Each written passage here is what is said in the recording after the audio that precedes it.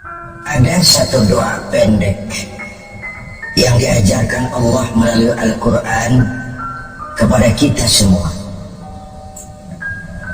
Doa pendek ini merefleksikan tujuan hidup kita sebagai seorang muslim, sehingga seringkali orang menyebut doa ini sebagai doa sapu jagat, yaitu Rabbana atina fid dunya hasanah wa fil akhirati hasanah wa qina adzabannar.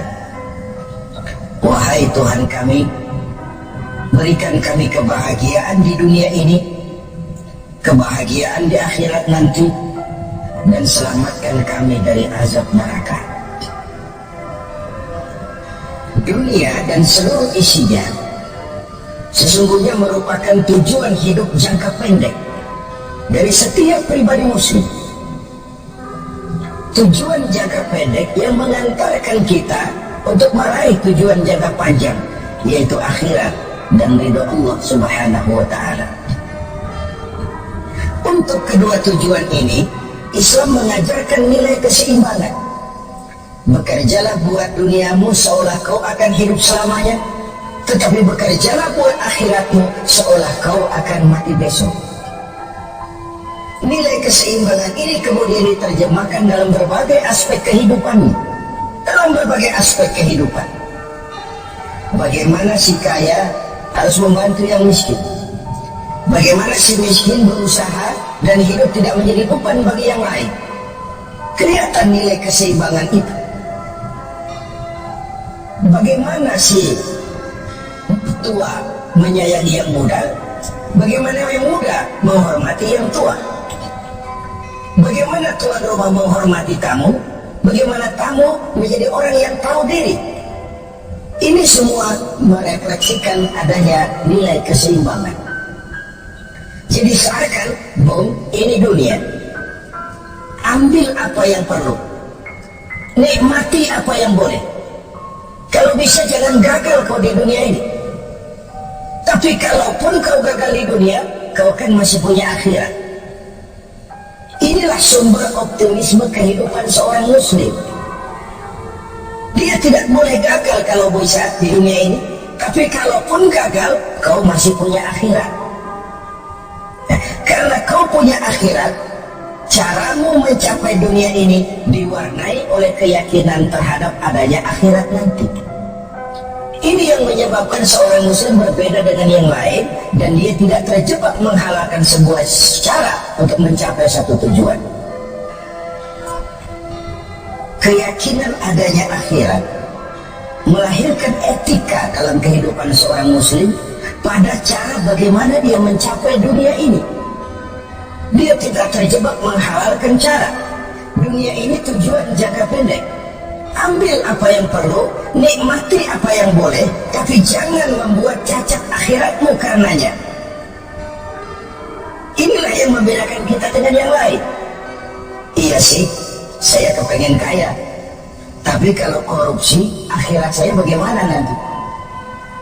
Iyalah, saya kepengen naik pangkat, tinggi jabatan, tapi kalau fitnah orang, hantam kiri sikat kanan, teman jadi lawan, lawan pun jadi teman, akhirat saya bagaimana nanti?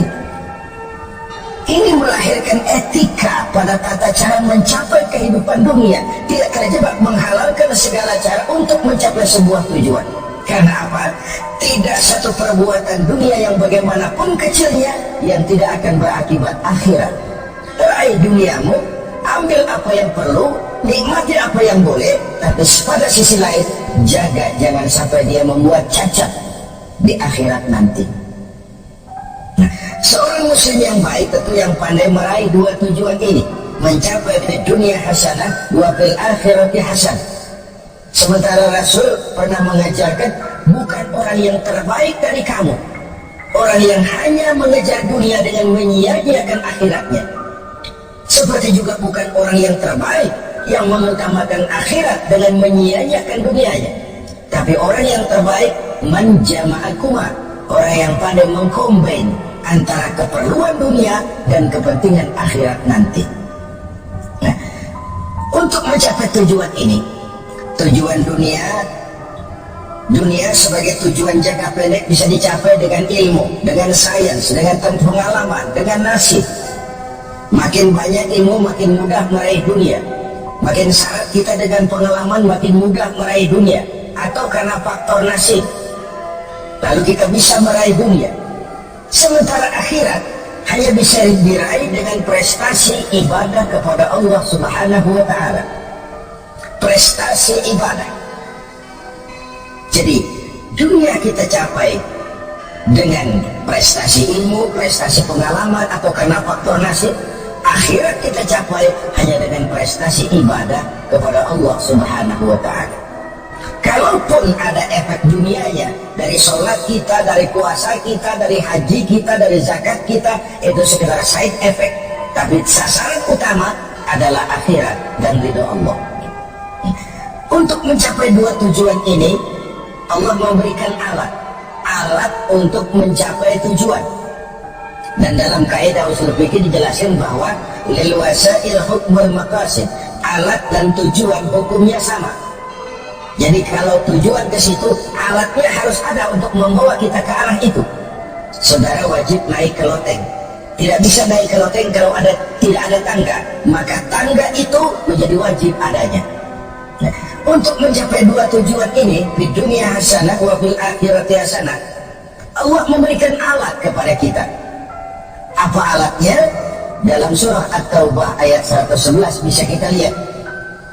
Inna Allah ashtara minal mu'minina anfusahum wa amwalahum bi'anna lahumul jannah.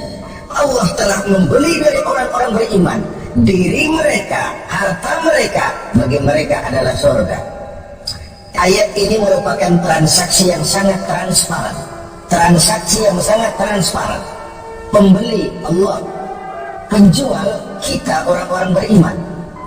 Dagangannya amwal dan anfus, harta dan diri. Harganya adalah surga. Sekali harta dan diri sudah kita jual kepada Allah, tentu tidak akan kita jual lagi kepada yang lain. Jadi dengan kata lain, harta itu apa? Semua bentuk materi yang kita kuasai. Uang, tanah, kebun, pabrik, dan sebagainya. Lalu yang dimaksud dengan anfus, diri itu apa? Semua kekayaan yang ada dalam pribadi kita. Konsep, pikiran, ide, wewenang, jabatan, kemampuan, skill, itu semua anfus. Untuk tujuan jangka pendek, harta dan diri harus jadi rahmah bagi lingkungan. Untuk tujuan jangka panjang, harta dan diri harus menunjang jalan menuju ridho Allah Subhanahu wa ta'ala. Itulah jalan kalau kita ingin mencapai di dunia hasanah wa fil akhirati hasanah. Dengan kata lain, yang alat itu jadikan dia sebagai alat, jangan dia dijadikan tujuan. Sekali alat kita jadikan tujuan, maka kita akan kehilangan tujuan yang sebenarnya. Begitulah sang waktu sering menggeser alat menjadi tujuan. Tujuan kita adalah kekuasaan, tujuan kita adalah kekayaan, tujuan kita adalah popularitas, tujuan kita adalah menghimpun segala macam kekuatan. Padahal itu cuma sekedar alat untuk mencapai dunia hasanah wa fil akhirati hasanah.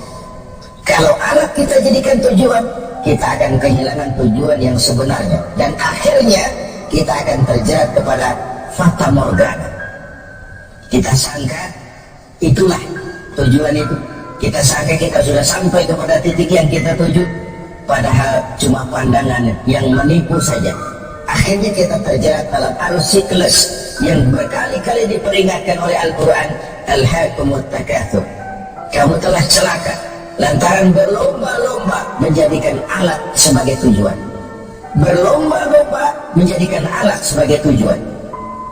Karena itu, gunakanlah alat sebagai alat untuk mencapai tujuan, dan bukan malah alat yang dijadikan tujuan. Berapa banyak pun harta kita miliki, dia cuma alat. Setinggi apapun kedudukan yang kita capai, dia cuma alat. Sebanyak apapun ilmu pengetahuan yang kita kuasai, dia cuma sekedar alat untuk mencapai di dunia hasanah wa fil akhirati hasanah.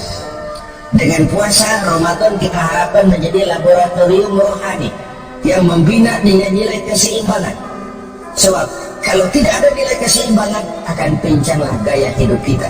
Tidak mustahil kita terjebak pada materialisme, hedonisme, yang pada akhirnya lagi-lagi mengantarkan kita kepada fata morgana. Semoga ibadah puasa makin menyadarkan kita untuk memperalat yang memang alat, dan menjadikan tujuan yang memang tujuan, untuk mencapai di dunia hasanah wa fil akhirat